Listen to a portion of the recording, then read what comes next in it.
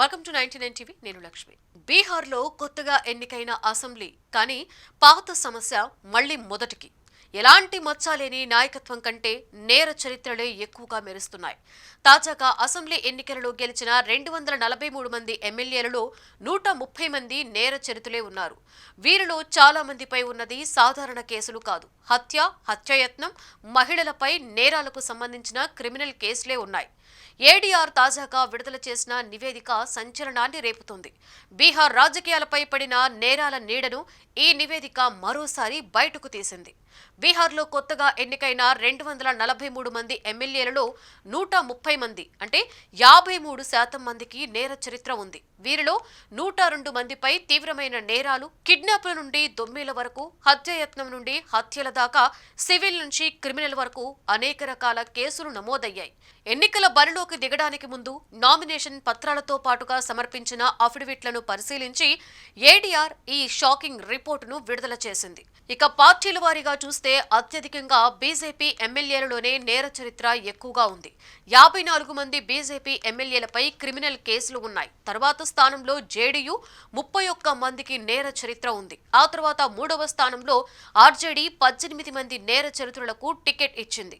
4వ స్థానంలో ఉన్న లోక్ జనశక్తి పార్టీ 11 మందికి టికెట్లు ఇవ్వగా, హైదరాబాదు ఎంఐఎం 5 మందికి, కాంగ్రెస్ పార్టీ 4 చొప్పున నేర చరిత్రలకు టికెట్ ఇచ్చింది. సంఖ్యలు కాకుండా కేసులను చూస్తే బీహార్ అసెంబ్లీ ఎలాంటి వాతావరణంతో నడుస్తుందో అర్థమవుతోంది.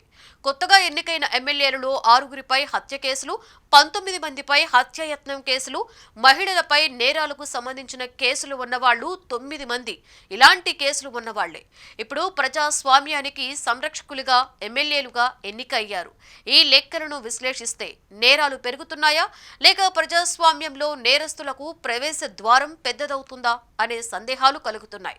19 మందిపై హత్యాయత్నం కేసులు ఉన్నాయన్నది ఆందోళన కలిగించే విషయం.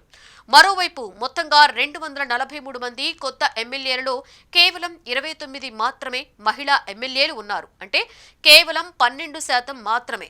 ఇక అసెంబ్లీలో మహిళా ఎమ్మెల్యేలు 26 మంది ఉండగా ఈసారి పెరుగుదల కేవలం 3 వరకే పరిమితం.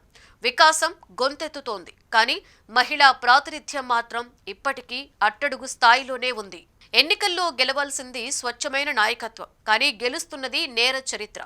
బీహార్ అసెంబ్లీ కొత్త సభ్యుల ప్రొఫైల్లో సగం మందికి పైగా నేర చరిత్రలే ఉండడం ప్రజాస్వామ్యానికి ముందున్న సవాల్ ఎంత పెద్దదో అర్థమవుతుంది. నేర చరిత్రలు ఉన్నవారే ప్రజా ప్రాతినిధ్యం వహిస్తే ప్రజాస్వామ్యంలో నైతికతకు చోటు ఎక్కడన్న ప్రశ్న మరోసారి ముందుకొస్తోంది. బీహార్ రాజకీయాల్లో ధర్మపాలన ఎప్పుడో నిర్ణయించే సమయం సమీపిస్తున్నట్లుగా ఉంది. ప్రజాస్వామ్యం మళ్లీ ఒక ప్రశ్న అడుగుతోంది: నేరాలు గెలవాలా లేక విలువలే గెలవాలా?